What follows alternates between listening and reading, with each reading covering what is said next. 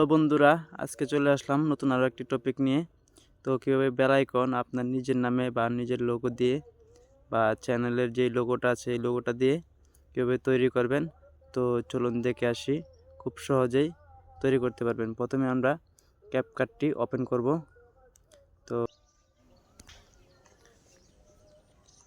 Open করার পর আমরা নিউ প্রজেক্টটি ক্লিক করব।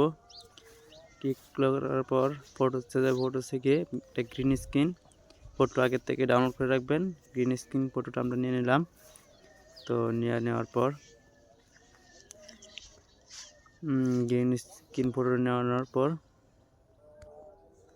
তারপর আমরা টেক্সট অপশনে ক্লিক করব।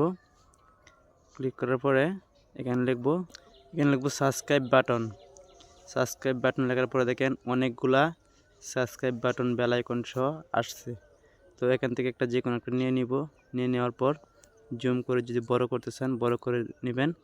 নেওয়ার পর আপনার গ্রিন স্ক্রিনের উপরে সেভ করে দিবেন। তারপর এক্সপোর্টে গিয়ে আপনি ডাউনলোড করে নেবেন। তো নেওয়ার পরেই আপনার বেল আইকনটি হয়ে যাবে। যদি পরবর্তীতে ভিডিওর মাধ্যমে